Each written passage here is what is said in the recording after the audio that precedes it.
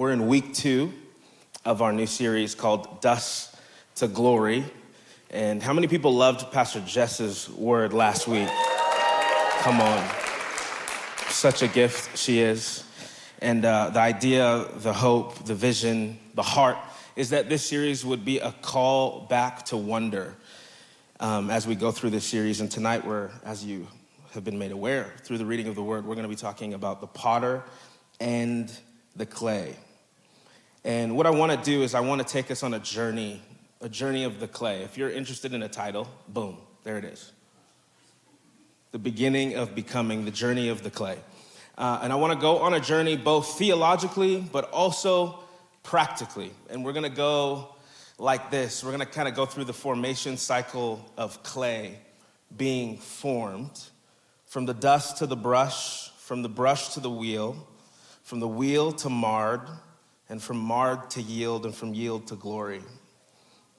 And before we go in, there's this video that I saw that doesn't really connect that deeply to my sermon, but I thought it'd be funny to show you, if we can play it. It was a little reel on the good old Instagram.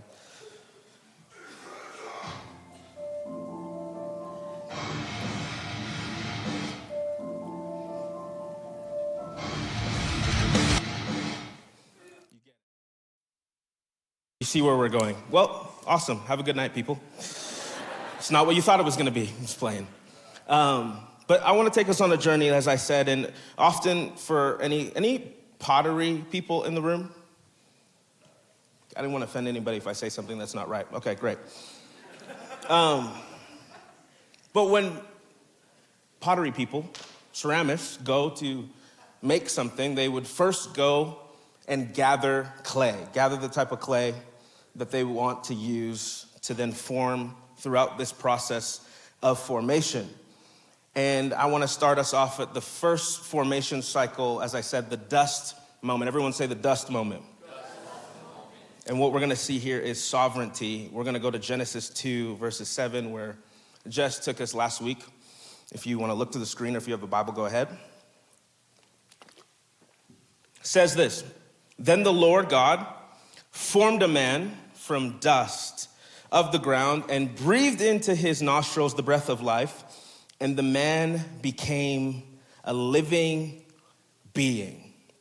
If you've been in church for any amount of time, you've probably heard this, you've probably read this, we know about this, but we can't rush past this so quickly. We can't treat this like any other origin story. This, what we just read, is not a generic thing. It's not a generic thing. It's not distance. It's not mass-produced. He didn't just animate form. He breathed into it. It's really close. It's face-to-face, mouth to nostrils. As we were reading, we recognize that this is not a distant thing. It's very close. It's divine intimacy. It's tactile theology. It's intimate creation. Not a mechanical, engineered, manufactured creation, but a covenantal formation is what is happening here. Not detached power, not far away, but close. Deliberate presence. It's not like the fiat of Genesis 1 that we know, where let there be creation through words, light through language. Let the skies be drawn by decree. But here, I want us to imagine this. In the garden, God comes and stoops down, and he gets on a knee, and he forms with the clay. From dust, he formed the man. And as we learned from just last week, this Hebrew word, who remembers it from last week? Yatstar. Did I say it right, Jess? Yeah, whatever. Not world star, Yatstar. And this word means to form, to intentionally form. But I like particularly the way that Westerman defines it. He says it this way. He says, it's intentional craftsmanship. The type that gets under your fingernails. Intentional craftsmanship, the type that gets under your fingernails. What this means is that before there was breath, there was fingerprints. Before there was breath, there was fingerprints. He formed Adamah, the ground, and named it Adam. not as a placeholder, but as a proclamation. And then came the breath. He didn't just breathe air or oxygen, it was ruach, his spirit within Adam. This is not just respiration, this is divine impartation. It's divine impartation. So the same breath that hovered over the waters in the beginning now fills the lungs of a man. But not just given life, but he gives his life. Friends, I want us to understand that this is not like just a fun, creative story. This is not mythology. This is identity, and this is theology. So important for us to understand. What I'm saying is this, is that this is something so intentionally crafted and formed that it can't be fabricated. It cannot be fabricated. From the very beginning, humanity was meant to be more than functional. More than functional. We were meant to be relational with God, made for God, with God, and by God. This is not distant, not as him, again, as a distant deity, but close, as a present sculptor. And as we learned, again, from just last week, if Genesis 1 is about the artist, then Genesis 2 is about the art. So check this out. We know in the garden what was formed. Adam, Eve, the clay, had its own desires. The clay had its own desires. And why is this important? This moment matters. Because when the serpent goes to tempt Adam and Eve, he doesn't tempt them with rebellion. He tempts them with autonomy. This is what he tempts them with. What does he say? You will be like God. You'll be like God. Translated, you can shape yourself. You can form yourself. And this is the original lie. And I believe that this is the same lie that is being whispered to us today. The same lie. Be your own truth. Make your own way. Form your own identity. And so here's the big thing that I want us to expose tonight. If you hear anything that I say tonight, this is what I want you to hear. Is that culture says that you're the artist. But the word says that you are the art. Culture says you're the artist. And the word says you are the art. We see it in Ephesians. For we are his workmanship, created in Christ Jesus for his good works, which God prepared beforehand, that we should walk in them. What does this mean? You were never meant to shape yourself. You were never meant to shape yourself. Before you had a desire, before you had a plan, before you had a name, before you had an opinion, God had his hands on you. God had his fingerprints on you. You were never meant to be self-made. You were meant to be God-formed, with God, by God, for God. And so this is the essence of Genesis 2 to 7. It's not about just creativity. It's not just about creation. It's about identity. And this is the desire to shape ourselves that we see here. But it didn't just start for the clay. It didn't just start for Adam and Eve in the garden. Or it didn't just start on the wheel. It started in the garden. And then we see it again in Exodus, Mount Sinai, the golden calf, the Israelites. And this brings us to our next point, the brush moment. What do we see? There, in the wilderness, they didn't just build an idol, a golden calf, because they stopped believing in God. Why did they build this? They built this because they didn't want to wait for his process. This is why they built it. So what did they do? They melted down all this stuff that was sacred to then create something that they could manage, that they could control. And the golden calf wasn't just rebellion, it was counterfeit creation. And I say this because there's a lot of moments where we find ourselves in the same place. Here's the reality of it. The root issue is when we can't handle being shaped, when we can't handle what it looks like for God to shape us, what do? We start trying to shape our own image. And then when we start shaping our own image, what we do is we try to shape God into the image that we want him to be. And this is how we get an idol. So what happens is we trade surrender for control. Instead of letting God form us, fashion us, we try to form him into a version that fits what we desire, fits our plans, fits our timing and our desires. And this is dangerous when we try to shape God, not just because he's the Holy One, but because what we're doing is we're resisting formation. We're actually resisting formation. We reach for the brush, and then we cease the artist's tools. And in a modern day Babylon, if you will, obviously it's not building towers. It's building brands that don't just demand your worship, but subvertly they demand your self-definition. They demand that they whisper that you would shape yourself again, that you would believe what you think is right, that you would trust the clay, that you would find your own way. And what happens when we trust the clay, or when the clay becomes the potter, as we read, we see that it collapses. And we find ourselves here at the wheel moment. On the wheel, what does it say? Jeremiah went down to the potter's house, and there it was. He sees the wheel spinning. The hands are pressing, and the clay is being stretched, and Jeremiah is having a bit of a field trip with the Lord. The Lord wants him to understand, not just hear it, but to see with his eyes that it's earthy, it's messy, it's visceral. The room smells like damp clay. Some of your rooms smell like that. Don't know why. Because nobody put their hands up that they were a clay maker, so that's weird.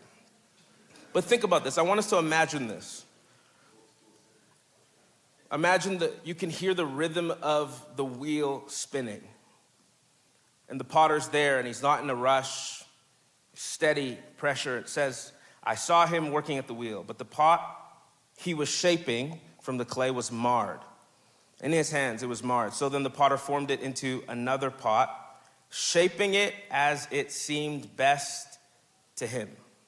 What this is not just a metaphor. It's actually a moment of confrontation. It's confrontation, the wheel, the clay, the crushing, the remaking. Here is what it shows. It shows that the potter's hands are close, and his fingers are leaving fingerprints, and the wheel is not stopping turning. But I wonder, in this picture, if the real war within this moment, within this environment, is not between the potter and the clay, but if it's between the potter, or not between the potter and the clay, but if it's between the clay and its pride. A lot of clay makers will say that it feels like clay has a mind of its own. So I wonder if the clay is representative of us sometimes, where we are not actually wrestling with God, but really wrestling with the story that we're living within, wrestling with our own pride. Why? Because control is often the enemy of being transformed. I want to be transformed. I want to be formed into his likeness. I want to be renewed. I want these things. But then once it's outside of our control, I don't actually want it. Once it's outside of our terms, I don't really want it. The clay has a mind of its own because what happens is it stiffens when it's dry. It collapses when it's rushed. It reacts to pressure. And there's this potter, his name's Francis Palmer, and he says this, that the clay has as much to say about the shape as I do. It has as much to say about the shape as I do. And I think that's beautiful. I think that's poetic in a studio setting where you're making pottery. But in the hands of the Holy One, that's dangerous. Why? Because our resistance to his hand, to his shaping and forming, isn't as freeing or beautiful as we maybe think it is in the moment. It's actually more painful than we realize. What do we think we're doing when we look as creation, when we look the Creator in the eyes, in the face, and we say, appreciate you. Love what you did with the whole creation thing. It's awesome. I'm good. I'll take it from here. I got it. Yeah, no hard feelings. You're great, but I got it from here. when we put it in that context, we would say that makes no sense, right? Like trees don't resist photosynthesis. It makes no sense. The ocean doesn't resist the tide. The stars don't rebel against gravity. But for some reason, we can look the Creator in the eyes and say, no, I'm okay, I've got it from here. I want to know, where is it that we've grown so suspicious of pressure, that we've developed these toxic mindsets where we think any sort of resistance means, oh, God hates me. Any sort of resistance, oh, he must not be involved, he must not be here. Why would God allow this to happen to me? Why would God put me in this position? In fact, God, it's kind of starting to seem like you hate me. It's kind of starting to seem like you don't have my best interest in mind. It kind of is starting to seem like you don't actually love me. So then what do? We stiffen, we collapse, and we walk away from the wheel. And in our resistance, then we begin to start shaping ourselves into what we think looks the best and ought to be the best. We start shaping ourselves on our own. And what happens when we start shaping ourselves? Self-shaping produces a reality that I think a lot of us, if we can be honest, we're either living in or we've lived in. Self-shaping produces exhaustion. You will inevitably burn out. It produces exhaustion. I'm tired. I don't know how long I can do this. Yeah, you were never meant to do it on your own anyways. I don't know how long I can keep going like this. You were never meant to do it like that anyways. It also produces insecurity. I have nowhere to refer to, nowhere to lean back to. I actually don't feel as secure as I thought I would. What happens is it produces image without substance. And then when we begin to live out of a story, live out of a cycle that we have built, a cycle that is based on trauma, a cycle that is based on trends, a cycle that is based on the very feeling or emotion that I currently have, a temporary feeling. But surrender produces what? Rest. Produces identity, purpose, knowing that I'm rooted in something so much greater than myself. I want to challenge us tonight to think of the areas deep within our hearts. It's easy to sit in the seats and listen and maybe be encouraged or maybe be moved in one direction, but I actually want us to participate in all of this together, of looking into the areas of our hearts, looking to the areas of our lives. Where is it that we see these similarities? Where is it that we feel like we are holding on to maybe a version of something or a version of ourselves that's built upon pride, not upon his hand? Where we want blessing, we want him, but we don't want his shaping. And so what happens is this. We come here on a Monday night, or we go to church on Sunday, or wherever we find ourselves in church, and we love his presence. God, I could be in your presence forever. We love his presence. But then the moment his process begins, we out. Can you hear me tonight? We can't love his presence, but then not submit to his process. We can't love Jesus, my Savior, but then not live like he's my Lord. Those things do not separate. If we want to be surrendered, then it's not a partial surrendering, it's a whole surrendering. And this is something that this passage reveals that maybe we don't always want to admit, is that being in his hands is not the same to being yielded to his will. Can I just simplify his will for you? Because I think that's a question we ask often. What is his will for my life? What is his will for my life? Anybody ask this question? You're lying. There's not 3 people in this room who's ever asked that question. We ask this question often. To be in his will, the pinnacle of that is relationship. The pinnacle of his will with you and him, what you were formed, created, fashioned for, is to be in relationship with him. More than a task list, more than the things that you would achieve, is being in relationship with him. Being in his hands is not the same as being yielded to him. You see, the pot says the pot was in his hands, and still it resisted, and it was marred. If I'm being honest, I think about, even just preparing and praying into this, I think about all the times where I was resistant to his hand, where I blamed him for things that weren't actually him, where I was frustrated and I stiffened and I then collapsed, found myself insecure, found myself lost, tired, exhausted. If we're being honest, there's a few of us, there's a lot of us in the room that we say, hey, I trust God, but then the moment he does something we don't like, we flinch. Yeah, God, I trust you. Just don't do that. What is that? No, I trust you. You can do whatever you want. You can have my life. It's like, what's going on? No, I trust you. It's so funny to me when we think about these kind of things and then we put them in like an actual, not actual, but just a face-to-face relationship, the way that we interact with God. We would all be the weirdest people on the planet. It's like, hey, how are you? Yeah, no, good. Yeah, don't talk to me. Leave me alone. Hi, love you, need you. Who are you? Like, it would be wild. But if we're being honest, we do this very thing with God, right? Yeah, you can have it all. I trust you.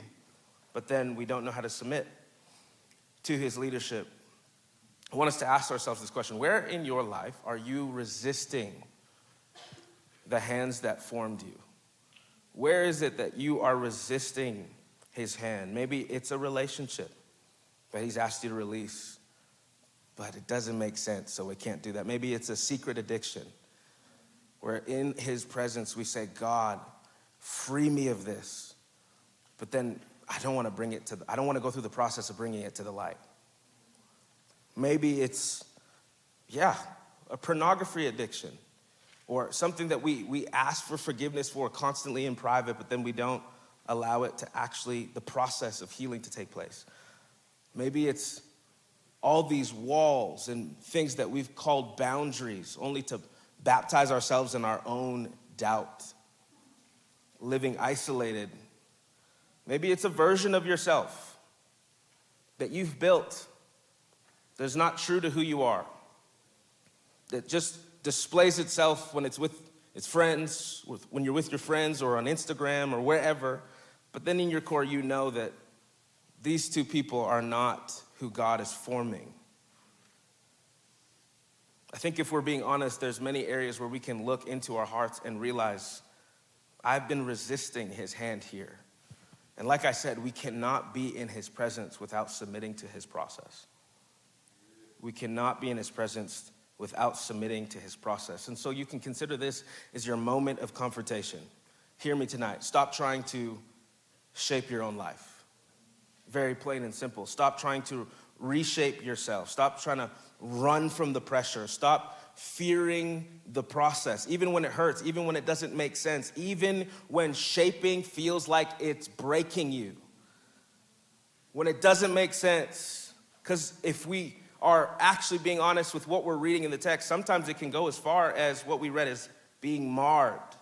It says in verse 4, the pot was shaping from the clay was marred in his hands. And so the potter formed it into another pot, shaping it as he seen. The divine potter, shaping, forming, and then it goes wrong? How does that make any sense? This word that's being used here, marred, it refers to like a corruption or a spoiling. But it happens. The reality is it happens in the potter's hands. So this is not God versus sinners. This is an intimacy thing. Intimacy and failure, all in the same hand. But this failure, what I want us to hear is this, is not outside of God's hands. It's not outside of his hands. It's not outside of his reach. It happens while it's in his hands. What do we do? What do we do when we feel like, oh, God, I'm in your hands, I'm submitted to you, I've been following what you've asked me to do, I've been doing the things you've been telling me, and I've been surrendered this whole time, but why is it that I got messed up in the process? I actually feel like there's people in the room who you've actually been mad at God because you feel like I've been doing the right things. Why is it that in your hands I was hurt? Maybe for some of us in the room it was going to church and you're confused because you didn't think that church people were meant to treat you that way. God, I was doing the things I thought you wanted me to do. Why is it that I feel hurt? Why is it that I feel broken? Why is it that I still got messed up? Well, if you're the potter and I'm the clay and I'm in your hands, then this has got to be your fault. And what I want us to hear tonight is, as J.A. Thompson says it, that this isn't destruction, it's divine freedom. It's divine freedom. No matter how painful, no matter how ugly, no matter how frustrating it is, that I can trust that as long as I'm in his hands, he's gonna form it in what is best, seems best to him. And if we've caught on to the trend here, God's not the kind of person that like slacks on creation. You know what I mean? It's not like a side thing. It's kind of who he is as the creator. So whatever it is that he's forming and that he's shaping is going to be beautiful. So it's not divine, it's not destruction, but it's divine freedom. In other words, the marring, the pain, the frustration is not the end. It's the beginning of becoming. Trusting that whatever it is that he's forming and shaping, however it comes forth, I'm in his hands. Hear me tonight, God isn't trying to crush you. He's not trying to hurt you. He's trying to shape you. So we see Jeremiah is watching the clay collapse in the potter's hands. It doesn't hold shape. It doesn't go according to plan. Essentially, it fails in the mid-process, but the potter doesn't flinch. He's not fazed. He doesn't throw it out. He doesn't curse it. He doesn't scrap it. He gathers the same material. He doesn't get new material. He uses the same material, but a new shape. Same material, but a new shape. It's not destruction. It's divine freedom. This is the gospel in motion, that even when my life is marred, even when it feels collapsed, that God is still writing my story. Is there anybody in the room where you think, man, you have a testimony and you realize that the darkest moments of your life didn't define where you are now? Is anybody in the room that can look back and say, man, I thought that was the end, but I realized that I'm thankful that it wasn't? I know I definitely can, as I'm reading this, understanding the moments, the time and time again where I thought it was the end, where I thought, God, I don't know where to go from here. But I'm thankful that as long as I'm in God's hands, that he's not done with me, that he's still forming me, that he's still shaping me. I'm thankful that when I was at my lowest moments, that he was still faithful,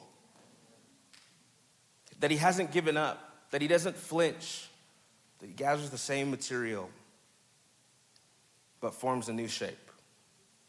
Even when it's painful, because often the marring can feel painful. His will is not to break you, but to form you, not to crush you, but to form you. So hear me tonight, you're not being punished, you're being formed. You're not being punished, you're being formed. You're being remade, you're being refashioned, you're being reshaped. And rejection and reshaping are not the same thing. And so this moment here, what is it? It's not punishment, as we realize. It signals possibility. What if that was our response in the moments where things that we were striving for or wanted or believing for or that are painful doesn't happen the way we thought it was going to happen? And we began to trust the hands of the potter and said, same material, I wonder what shape it's going to take now. Because I trust his hand. He makes beautiful things. Oh, this isn't the punishment. This isn't the end. Yeah, it sucks, but I trust his hand. What possibilities can take place now? If that wasn't it, I can only be thankful that I'm still in his hand. Because what is possible in God's hand? The marring isn't the end. It's a doorway. It's an invitation to start something new. And as you heard me, he's not trying to destroy you. He wants to reshape us, to reform us. And so tonight, the invitation is very simple. Will we let him reshape us?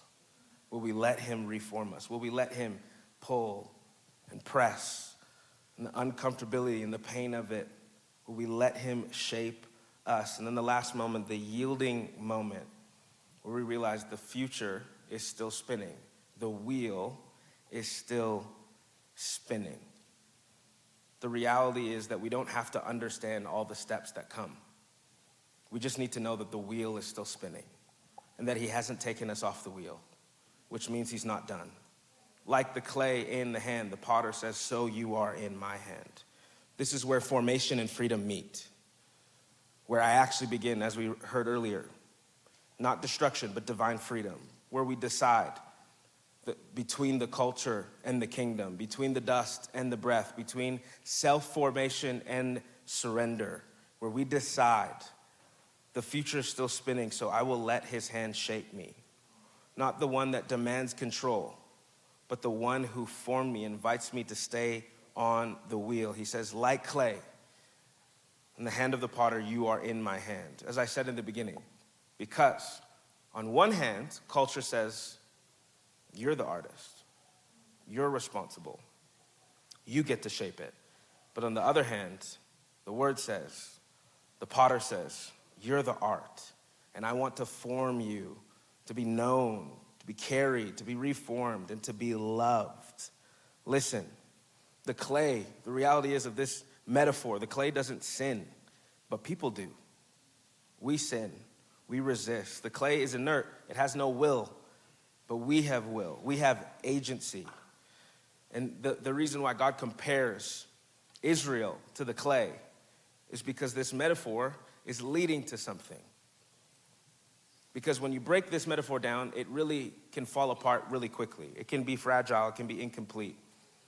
But this metaphor, broken down, is God showing that we can misuse our freedom. We can misuse our freedom when we don't yield, when we don't allow ourselves to surrender ourselves to him. This image with the potter and the clay echoes Genesis 2, as I said, where God forms humanity. Why? To be with God, to be made with God, for God, relationally, covenantly. And so as we stand tonight, I want us to hear a couple things before we go into worship. We're going to respond in a few ways in a moment. But the image of the potter is not one of control. It's one of relationship, covenantal relationship. This metaphor, the picture of the potter, is not to just target rebellion and resistance, but to invite us to a place of repentance. That when the marring happens, when the confusion happens, that I just continue to come to a place of repentance. So I want to ask us tonight, what if the places where we felt like it was punishment, the places where we felt pressure, the places where we feel like there's collapse, the places where we feel like there's failure, the places where we feel like it doesn't make sense, what if those are invitations from the Lord to say, let me shape you, let me form you. Stop trying to do it on your own. Stop trying to shape yourself. Let me form you. And tonight I want us to know that we can trust the potter. You can trust him. Why? Because he's gentle, he's patient. He knows when to press, he knows when to pause, where to begin. He's intentional. It's intentional craftsmanship. And we just need to trust his process. Not just be ones that love the presence, to be in his presence, but to trust his process. And so tonight, I want us to, as we worship, I want us to come into the reality of union with God, of the love of God, and not allow a marring to stop us or to cause us to resist his hand, because he's not done. He's not done. And anything that tells you he's done, or that you've done too much, or that you've gone too far. See, you were the artist, and what you've created you're not satisfied with. You're actually quite ashamed of. He's not done. We're still in his hands. So can we lift our hands to heaven?